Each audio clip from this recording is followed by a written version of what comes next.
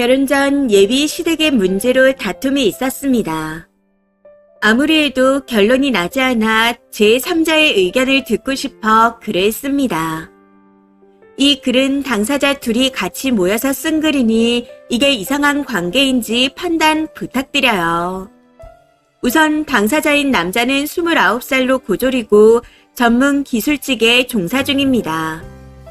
여친과 월급이 2배 차이 나고 아버지 회사에 근무 중이라 매년 연봉이 오르고 있습니다. 아버지가 알아서 올려주시는 거고 원래 출퇴근 시간이 9 to 6이지만 유도리 있게 시간 조절이 가능합니다. 특정 기간에만 바쁘고요. 여자 역시 29살로 전문대를 졸업했고 회사원으로 남친 월급의 반 조금 이상을 벌고 있습니다. 일반 중견기업 회사로 2년마다 연봉 협상을 하고 있고 남친과 마찬가지로 9 to 6이지만 야근이 잦습니다. 대신 수당을 챙겨주고 프로젝트 기간 중 일정한 달만 길게 바쁜 편입니다. 그리고 문제의 부부는 남친의 형님 부부로 남친 형은 33살 고졸이고 남친보다 연차가 쌓여서 플러스 알파를 받고 있습니다. 나머지는 똑같아요. 대신 남친 형수님이 임신 중이라 조금 더 자유롭고 용돈식으로 더 많이 챙겨주십니다. 이건 남친도 알고 있고요. 남친 형수님은 27살로 대학을 졸업하고 미국 대학원 석사과정이 거의 다 끝나가는 중입니다. 초등학교 고학년 때 유학 가서 대충 미국에서 8년, 캐나다에서 3년을 지내서 영어가 원어민 수준입니다. 취업을 했었으나 임신해서 집에서 줌으로 영어 과외만 하고 있는 상태이고 수입은 다달이 다릅니다. 해외에서 오래 살았다 해서 마인드가 많이 다친 줄 알았는데 오히려 능글능글한 성격이고요. 그리고 저희는 결혼 이야기가 슬슬 나오고 있는 커플입니다. 저희끼리는 참 잘 맞고 다른 문제가 없었는데 최근 남친 쪽 가족들과 많이 만나게 되면서 부딪히고 있네요. 누가 이상한 건지 서로 떠미는 듯이 의미 없는 대화만 이어가는 중이라 누가 맞는지 판단 부탁드립니다. 남친 형수님은 해외에서 오래 사신 분이지만 남친 형과 결혼하려고 해외 생활을 접고 한국에 들어오신 케이스입니다. 둘이 나이 차이가 6살이나 나는지라 조금 많이 걱정했었는데 남친 형수님이 나이대에 비해 많이 성숙한 분이세요. 요즘 흔히 말하는 MZ세대와는 거리가 많이 먼 분이라 시댁과 많이 연락하고 오가는 것 같더라고요. 그런데 문제는 남친 형수님이 임신을 하면서 조금 이상해진 것 같아 남친에게 이야기를 하면 그게 뭐가 문제냐는 식이라 답답합니다. 여친 입장은 특히 2살이나 나이가 많은데 손윗사람이고 호칭이나 집안 내에서의 위치가 안 좋을 것 같아 더더욱 걱정입니다. 남친 형수님은 결혼 후 바로 임신을 하셨고 현재 6개월입니다. 그런데 몸도 무겁다고 하면서 시댁과 자주 오가고 시간을 보냅니다. 마른 편이라 별로 티나지 않는데 말로는 많이 불편해 하시는 것 같아요. 아무리 그렇다 해도 이해가 안 가는 부분이 많아 이 문제로 다투게 되었네요. 해서 옆에서 같이 보며 글을 쓰게 되었습니다. 아래는 여친 입장에서 이해가 안 됐던 부분들입니다.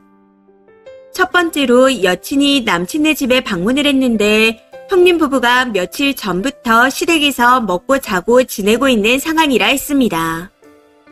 남친 형수가 몸이 무거워서 남친 형이 출근하면 적적하고 힘들어 어머님과 수다 떨고 TV를 본다 하더라고요.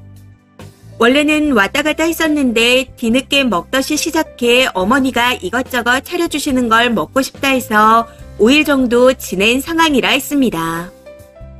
문제는 토요일 방문 3일 전 급하게 말씀드리긴 했지만 집에 돌아가실 시간은 충분했다고 생각하는데 안 가고 계셨다는 겁니다.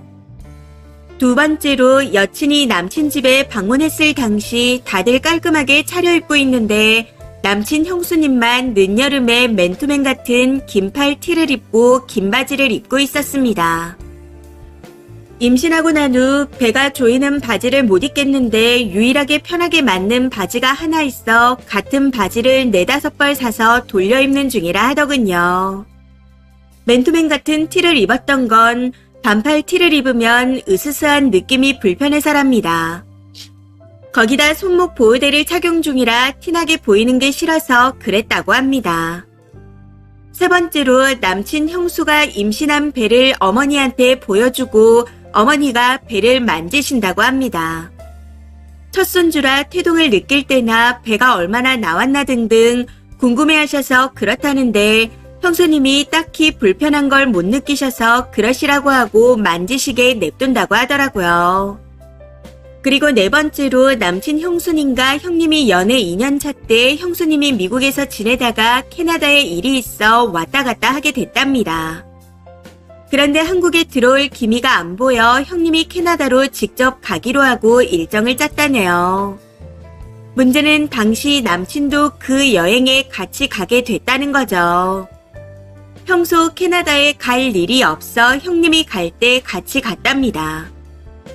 영어를 잘하고 지역을 잘 아는 사람이 주변에 없는데 남친 형이 지나가는 말로 형수님한테 땡땡이도 같이 가면 좋겠다 하고 말한 걸 형수님이 남친에게 물어보고 괜찮다고 하면 같이 여행 다니자며 불편한 기색 하나 없이 허락해줬답니다. 당시 형수님과 형님이 결혼 이야기를 제대로 하지도 않을 때였습니다. 그런데도 남친 동생과 먼 나라에서 같이 여행을 다닌다는 게 여친 입장에서는 이해가 잘 안 됩니다. 심지어 여행이 끝나고 형수님이 미국에 볼 일이 있으셨는데 이때도 서로 동의하고 미국까지 따라갔다고 합니다. 비자는 대충 온라인으로 신청했더니 금방 나와서 며칠 만에 비행기 표를 끊고 숙소를 구해 바로 넘어갔다네요. 여친은 이게 가능한 건지도 궁금합니다. 참고로 방은 남친 혼자 남친 형과 형수님이 같이 지내는 방으로 2개를 잡아서 썼고 총 열흘 정도 여행을 했답니다. 5번째로 시댁 쪽과 만날 때마다 남친 형수님이 영어 잘하는 걸 말씀하셔서 비교당하는 것 같아 스트레스를 받습니다. 여친은 영어를 잘 못하는 쪽이고 일반 회사원입니다. 그런데 남친 형수님이 원어민 수준의 영어를 구사해서 집에서 과외만 해도 웬만한 직장인 월급을 번다며 자주 이야기하십니다. 그렇다 보니 비교당하는 것 같아 기분이 좋지 않습니다. 마지막으로 여친은 아기를 낳기 싫어하는 딩크 입장입니다. 근데 시댁분들이 아이를 너무 좋아하세요. 특히 남친 형수님은 본인 몸만 따라주고 경제적으로 여유가 된다면 셋도 낳을 거라고 결혼 전부터 이야기하신 상태입니다. 결혼하면 남친 형 부부와 같이 지원을 받아야 하는데 차별이 심할 것 같아 이 또한 싫습니다. 현재 대충 생각나는 게 이 정도인데 이런 문제들로 인해 최근 계속해서 다투고 있습니다. 남친 입장에서는 아무리 생각해도 기분 나쁜 포인트를 모르겠다는 입장이기에 도돌이표처럼 서로 같은 이야기만 반복하고 있습니다. 이게 정말 여친 입장이라면 불편하고 이상한 상황인가요? 의견 부탁드립니다. 추가입니다. 안녕하세요. 위 글 속의 여친입니다. 이렇게 댓글이 많이 달릴 줄 몰랐는데 많은 분들의 의견을 볼 수 있어 감사하다 생각합니다. 글을 쓰고 난 후 다음날 퇴근하고 같이 모여 댓글을 보게 되었고 잘못된 부분이 많다는 걸 깨닫게 되었습니다. 사실 결혼을 준비하면서 남친 형님이 결혼하실 때 지원해주신 비용과 너무 차이가 나서 기분이 좋지 않았습니다. 해서 많이 다투고 맞추는 중이라 더더욱 예민했던 것 같아요. 댓글들을 읽어보고 깊이 반성했고 남친과 만나 서로의 마음을 제대로 터놓고 대화한 후 맞춰가기로 했습니다. 물론 잘못된 부분에 대해서 사과도 한 상태이고요. 댓글로 많은 조언과 의견을 내주셔서 여러 가지를 생각하게 되었고 반성도 할 수 있었습니다. 조언 주신 모든 분들께 다시 한번 감사드립니다. 댓글입니다. 첫 번째, 나열한 내용 중에 문제될 게 아무것도 없어 보이는데요. 물어보고 당사자가 승낙하면 다 가능한 것들 아닌가요? 물어보지도 말고 미리 설설 기어야 하나요? 여자분 괜히 사이 좋은 집안에 들어가서 분란 일으키지 말아요. 그리고 손주 낳은 며느리를 더 이뻐하고 챙기는 게 왜 부당한 건지 이해를 못하겠네요. 두 번째, 어쩌라고요? 그럼 님 때문에 형님네한테 애를 낳지 말라고 해야 하나요? 지들이 선택한 딩크인데 어쩌라고요? 부모님도 솔직히 손주 낳은 며느리가 더 이쁘겠죠. 한 번이라도 입장을 바꿔 생각해보세요. 세 번째, 여자분이 형수님한테 자격지심이 하늘을 찌르는 것 같네요.